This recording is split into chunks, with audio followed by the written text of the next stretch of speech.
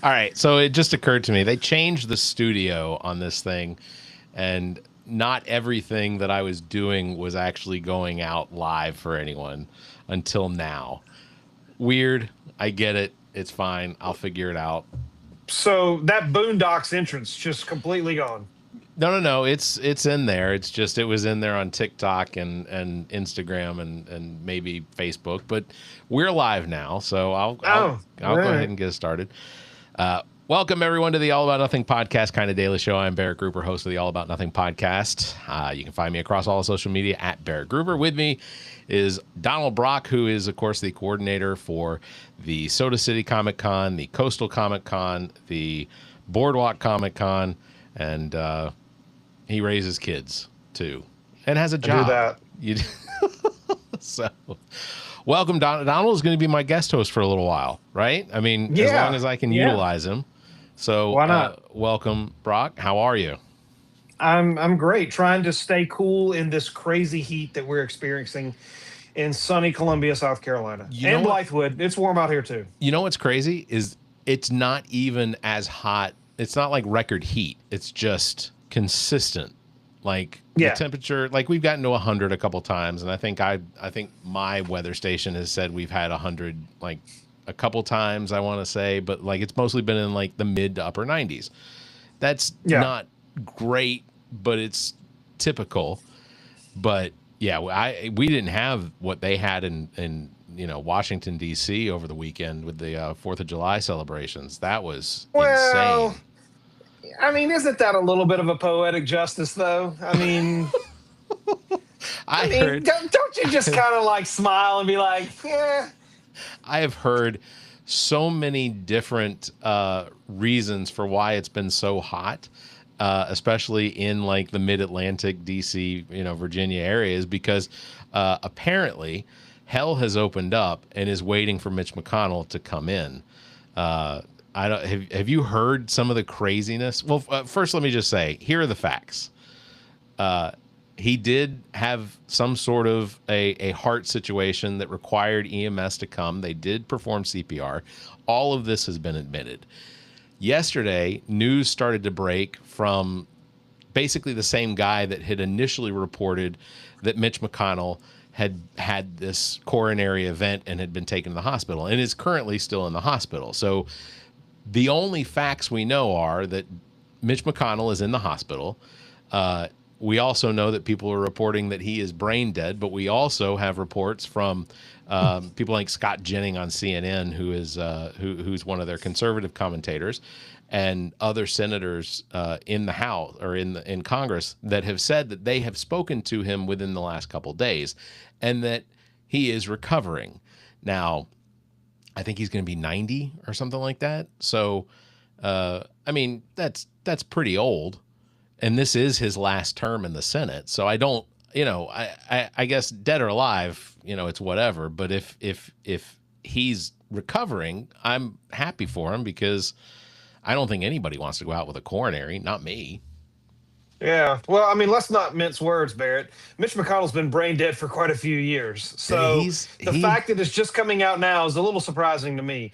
I do appreciate the fact, though, in some of his more recent days or weeks, months rather, that he's grown a pair and has actually stood up to Trump. So Yeah, kudos to him for kind of going out swinging. And I did see that there was a letter written today by Andy Bashir, who I actually happen to like a lot. I do too. And I think he'll actually be back in South Carolina. I was at the Blue Palmetto dinner Oh yeah, several maybe a month or two ago. No, that was when was that? That was back in February, maybe May. March. I don't know.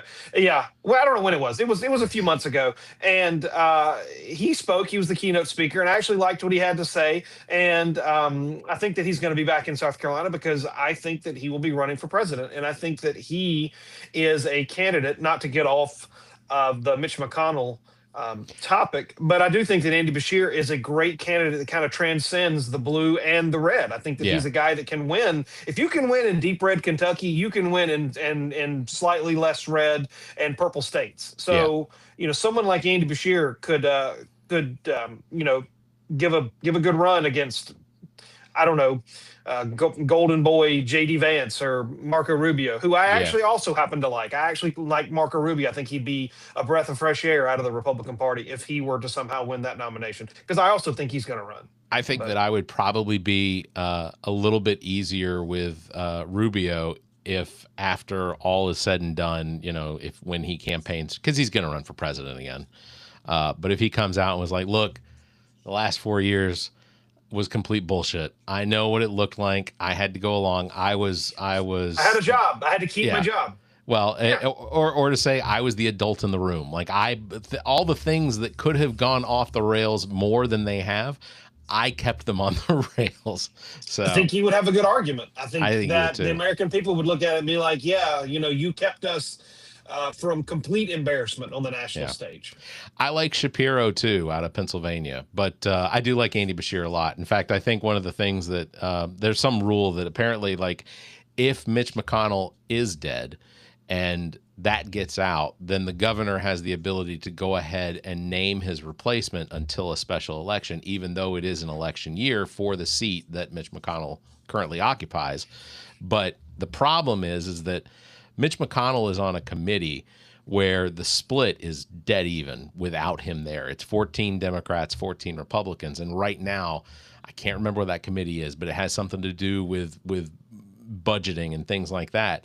So they literally cannot do anything if the Democrats and the Republicans don't align on anything coming out of this committee.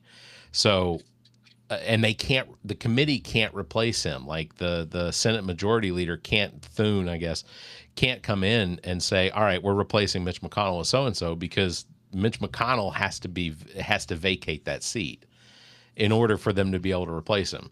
So if Bashir gets the opportunity to replace him, the fear is that he's going to replace him with a Democrat. And I get that would be opportunistic by Bashir to do that. I think the likelihood is that Bashir would probably replace him with, like, Massey. Like, I get Massey has been very MAGA throughout, but Massey's also the one that was responsible with the Democrat out of California to get that Rokana. Yeah, Rokana, to get the Epstein information pulled from the DOJ. So, like, Massey seems like a straight shooter. His support of Donald Trump prior to this, in my opinion, doesn't look great to me. But at the same time, it's like he stuck to his guns. Like, he said he was going to deliver on this, and he did. And he worked. It was bipartisan because there were Republicans and Democrats that signed off on it. And so Massey doesn't, I don't know. Massey's not great, but he's also not bad. I mean, he's done some right things as far as I'm concerned. So, yeah, I don't know. It's interesting. How did you celebrate the 4th? Well, there was a lot of nothing done because it was also hot on that day. And then a lot of us went to the Fireflies game that night. Yeah. So, yeah, the CVB will every once in a while give us tickets. And I should have called you. Next time I'll call you.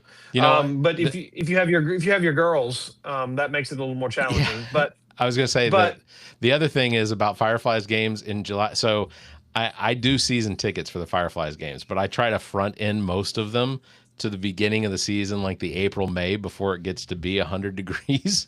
So, well, you clearly don't remember who you're having a conversation with, because I don't sit in the cheap seats. We had a suite, so we sat in the air conditioning. Then call me next time. Yeah, please. Okay. Yeah, we were in the air conditioning. Yeah. So you were there for the game that they were supposed to have the fireworks. I got an email. They did have the fireworks. This. Okay. Yeah, was there an issue with them? Apparently, the British showed up and sabotaged the fireworks. So, yeah, they went off for about 5 minutes, and then everybody was like, okay. And then nothing. And we were like, what's going on? And then, yeah, it turned out they had some sort of technical issue, and they couldn't restart them. And so that was kind of it. I mean, it was a little anticlimactic, but I mean, you go for a baseball game, you stay for some fireworks. The fireworks are your lagniappe. So it was nice. And they won 7-1. And apparently Fredericksburg is a very good team, and they whipped them up pretty good. So, we got to see a win and a little bit of fireworks at the end, which was more than enough for me. Well, so we were good. I will. I will just remind everybody that you can always hear your Firefly update right here on the All About Nothing podcast every week. Sunday release on that with John Kosis Jr. So check that out. We're the only podcast that gets that. So Oh, that's great. I can even see your little Firefly logo over your right shoulder. Yeah, there you go. There's one right there. Well, which one? And then there's one right there. I see the towel. Yeah, I see the towel. Yeah. So I did want to ask Comic-Con. We're coming up on that August 22nd and 23rd. Already have announced a lot of big names. The one I'm excited about this week that you released is Booger from the what is it? The Nerds movies. Revenge of the Nerds. I'm excited about that. I think that's super cool. Yeah, it doesn't get more 80s than Revenge of the Nerds cast, does it? No. Curtis Armstrong was, and it wasn't just Revenge of the Nerds. Like he's legitimately a really good actor, in my opinion. Yeah. Like some of the stuff that he has done outside of Revenge of the Nerds, I think is just, he's just a good actor. I'm excited about seeing him there. Of course, we have, and I want to make sure, Dr. Peter Weller. Is that right? That's correct. Yeah, that's right. That's right. I don't want to. Yeah, that's right. I don't want to. I don't want that to fall to the side because apparently that is a very big deal. That is a very big deal. So we have heard. Yeah. Larry B. Scott, also from Revenge of the Nerds. That's pretty cool. That's pretty cool. Julia Montgomery, Betty Childs. Any guy who grew up in the 80s, he knows Betty Childs. Oh yeah. Julia Montgomery too.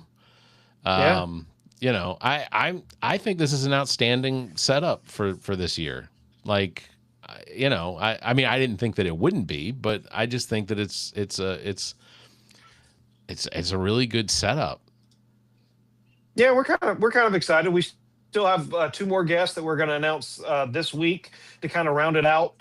I haven't watched the new season of Daredevil, but Wilson Bethel, who plays Bullseye, is coming, and of course everybody's favorite RoboCop, Peter Weller, like you said, Dr. Peter Weller, and we've got a couple anime people sprinkled in. So you know, it's a well-rounded lineup this year with, I would say, a little bit of a heavier focus on 80s nostalgia. Because one thing that, you know, we like, you know, it wasn't last year, but it was the year before. Yeah, I guess it was the year before when Peter Cullen came. Yeah. And there are guests that we're really starting to look at, and we're trying to figure out a formula that works for the Columbia market. And one thing that we've kind of found is that you can kind of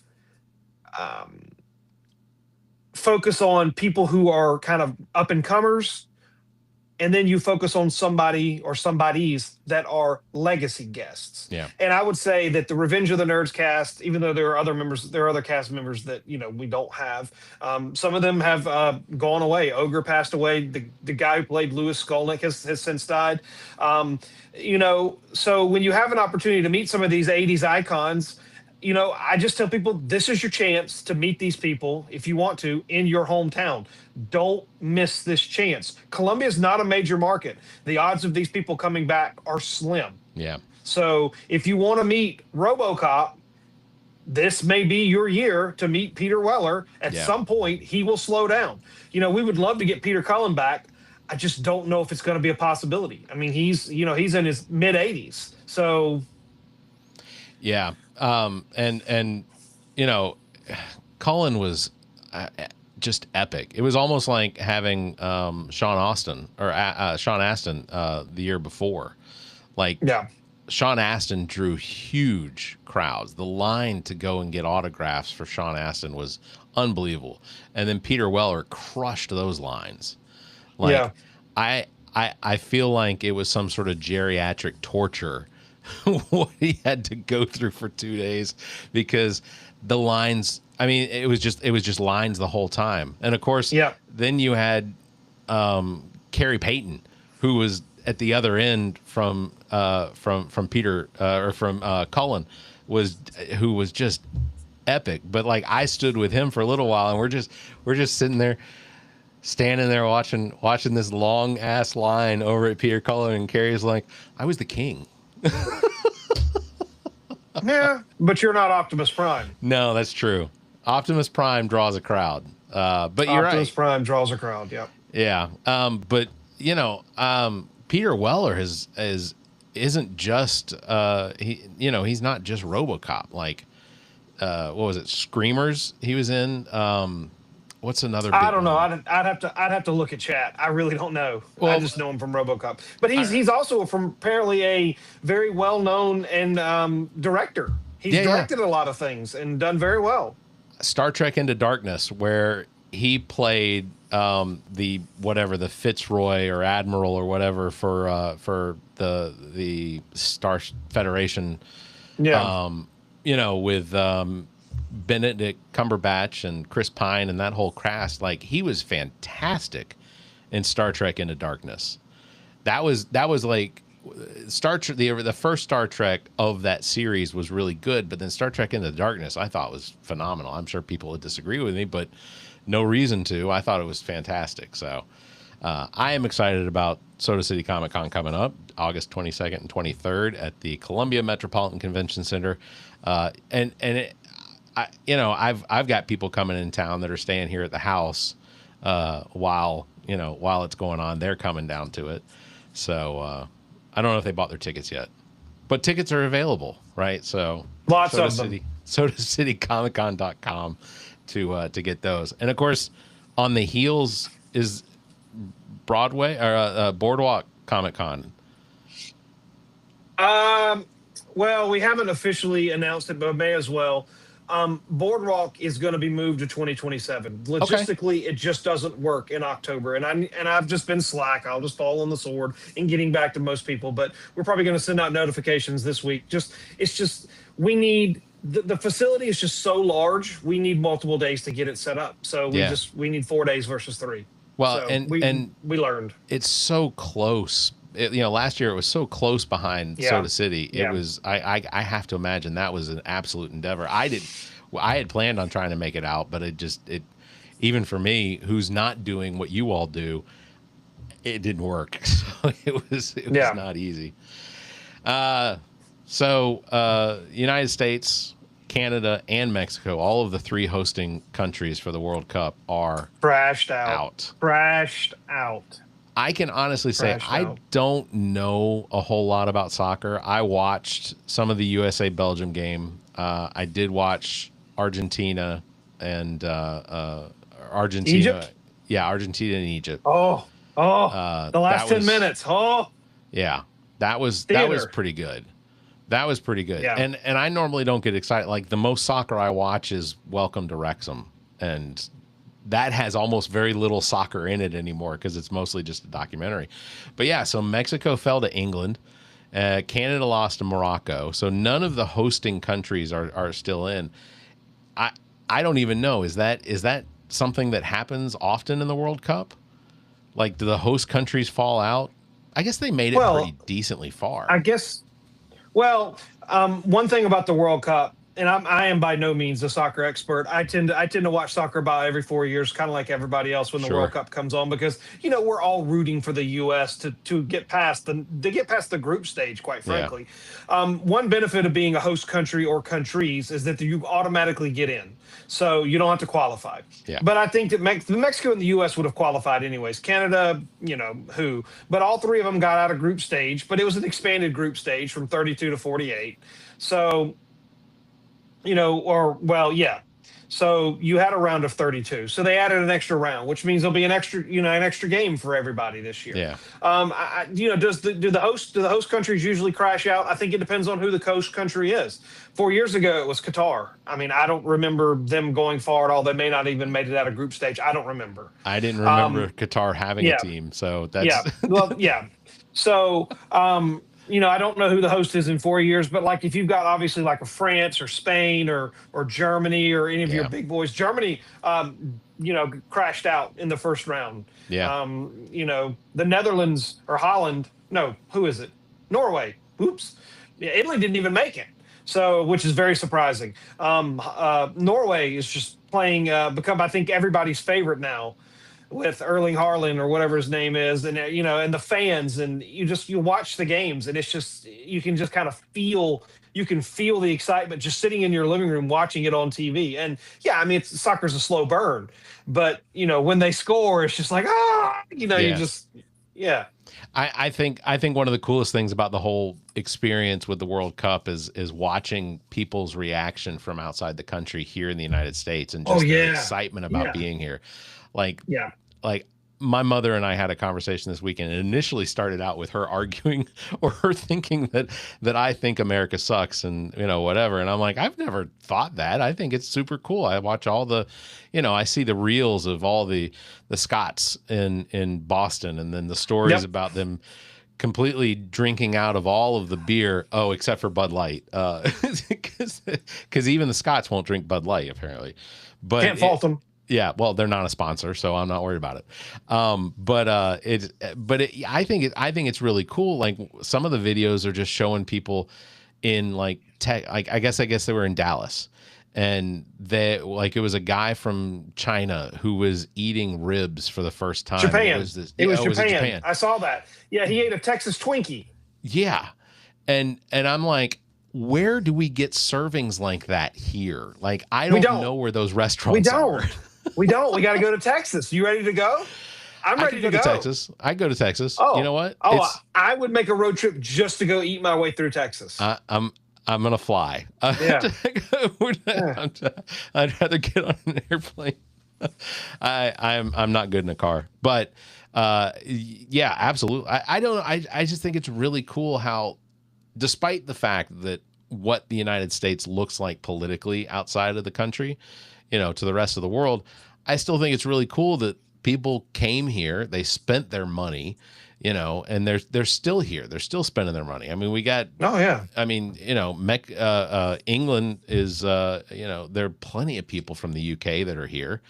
I wish that Columbia, South Carolina had been able to, score some sort of maybe a match or one of the games, because Williams-Brice would be a great place to host. It would be. Yeah, it would be.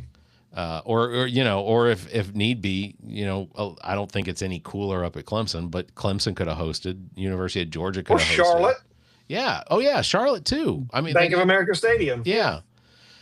Yeah. So it's, but I do think that it's really cool to see how the world sort of embraced American culture and really just hit social media hard with how much they were enjoying it, despite any negativity we have. Yeah, I think one of the big takeaways is when these individuals go back to their home countries, have we ruined it for them? Have they gotten a taste of the way Americans live, and they're like, what do you mean we can get refills? What do you mean that this little amount of money gets this much food? Like it kind of a lot of like you said, the reactions on social media is that people are just blown away, and you can go to 50 different places in the country, and you get all different types of food. Yeah. You go to the Baltimore area, and you can get seafood and crabs. You go to New York and get a little bit of everything. You go to Texas and you get barbecue. Come to South Carolina, you get different kind of barbecue or soul food. You can go to Atlanta. They've got a big, they've got one of the semifinal matches down there. It's just each area of the country kind of has its own type of culture. U.S. is very much a country with a bunch of other countries kind of built in. Yeah, absolutely. I think that is something, and whether you're a Democrat or Republican, I think that's something you have to acknowledge, is just the diversity of the United States and how well that works for the United States. And this idea of making it one race or color or whatever, because there are those out there that certainly believe that we would be better off that way, but it's just, it's wrong. Like, yeah, weren't they carrying flags with their faces completely covered up through D.C. on the 4th or something? Wasn't that it wasn't the Proud Boys? It was the Freedom. It was the Freedom Watch or something like that, or whatever. Yeah. Do you want to hear something funny about that group? So sure, if there's anything funny about that group, which is I want to say funny, not funny, but it's so apparently from some of the CIs, like, because the FBI they have informants inside of these groups, whether it's the Proud Boys or it's the Freedom Watch or whatever these groups are. But they have informants in there. And supposedly this fall, there is a book coming out from someone who was deep inside one of these Proud Boy groups. And one of the excerpts that they talked about from that, and again, I saw this on, I say again, but I saw this on social media. They were talking about some, this tell-all book that's supposed to be coming out. But one of the things they talked about was how, because it's nothing but men, the amount of homosexual sex that goes on inside these groups is shocking. It's almost it's shocking. And then you think about it and oh yeah, these are the incels that they're celibate, not at their own action. They're celibate because of who they are. But yeah, that I don't know that it's going to be the book that I read, but I'm interested in seeing the break aparts of it. So well, I think it's probably safe to say that most of these individuals in these various groups would identify as Republicans. Yeah. And you know me well enough to know that I tend to lean a little more conservative than Sure. I would, at least fiscally. And the Republican Party of today is not the party that I grew up kind of, seeing myself potentially support. But if I'm not mistaken, whenever the Republican National Convention goes to a host city, the level of Grindr interaction skyrockets for the weekends that they're there. I think I'm not the only person that's made this observation, or the only person that's read about that. I believe it's pretty well known. It has made it all the way to MS Now and CNN, and they joke about it on Fox. Obviously not the people that are hosting Fox News or the anchors or anything like that, because they don't want to talk about it. But yeah, Grindr has had complete shutdowns because of the amount of usage when the GOP comes to town for their conventions. I just think that's the level of hypocrisy, yet hilarious, anecdote to their conventions, that it's hilarious. It makes me just laugh. And we'll see what happens when they go to Dallas in later. Oh, this fall. the midterm convention. Right. Oh, that ought to be fun. We ought to go down there and cover it. Yeah. I don't know. I don't have a Grindr account. See if we can get some media credentials and get in there and just ask ridiculous questions like Conan O'Brien would do. Yeah. Just ask them get the people with the MAGA hats and interview them, just asking them the most ludicrous questions that, you ask them about the $5 million verdict that Trump was ordered to pay today. Do you think Trump really harassed that woman? Well, why is he paying the $5 million? Just ask them, just put them on the spot, make them nervous. It's amazing to me, the cognitive dissonance that still takes place, even though the evidence continues to mount against Donald Trump. I saw him speaking at the NATO summit today before heading home. He is so disconnected. He said that Japan was the Islamic Republic of Japan, and that they were firing on ships. And I know he meant Iran. He said Japan. But if Biden had done that at all during his presidency, then Fox News, OAN, Newsmax, they would have been completely all over it. Look where he screwed up. He said he's alienating our allies in Japan by calling them the Islamic Republic of Japan. But Trump does it, and they're just we know what he meant. Well, there was it's funny you say that. Here's some headline news. Democrat Graham Plattner withdraws from Maine Senate race after allegation of sexual assault. That's kind of this. Well, it's good. Yes, good, but it was kind of disappointing because I actually thought he had a good shot at winning. But and I didn't. Skeletons. His are bad.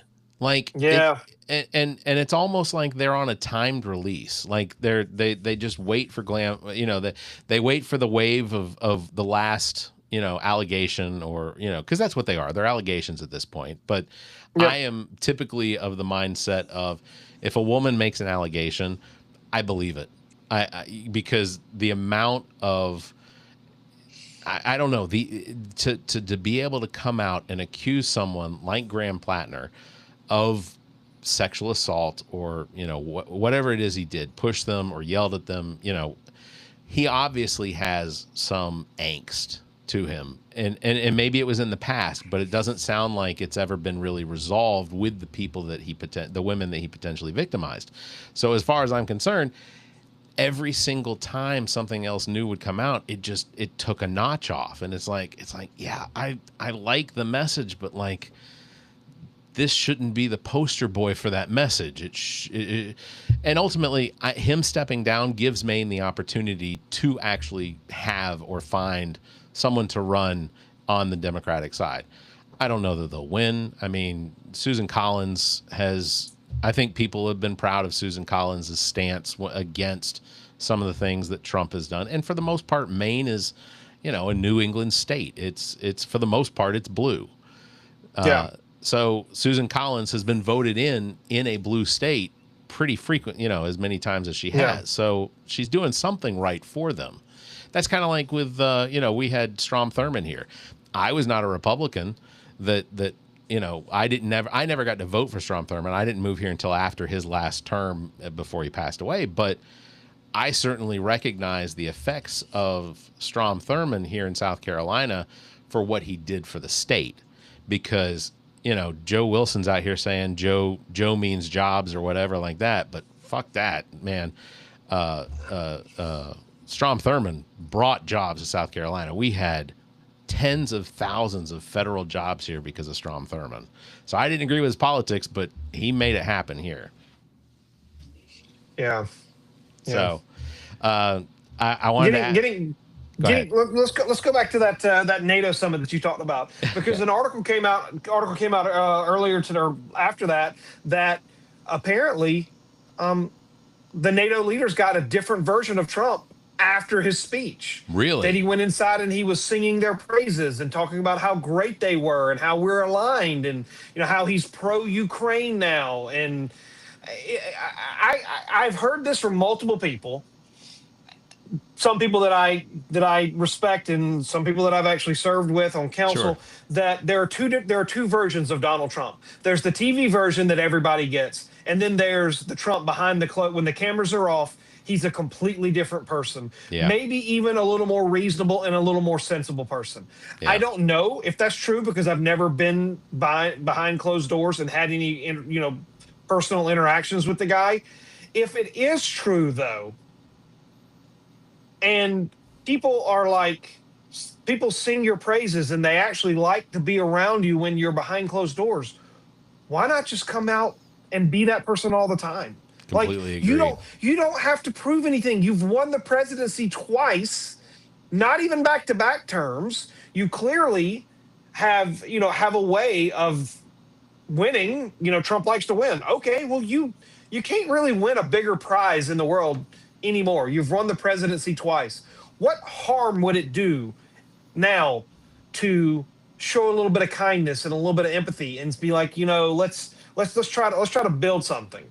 Yeah. Yeah. I don't. Does it alienate the 25 or 30% of the people who are the MAGA guys? I don't know. MAGA guys, MAGA gals. I don't know. I think that Trump specifically speaks to, when he's on television, I think that he is specifically speaking to his base. And that base, of course, is that it's that, 39-40% of the Republican Party, and it's that 18% of the general voting public.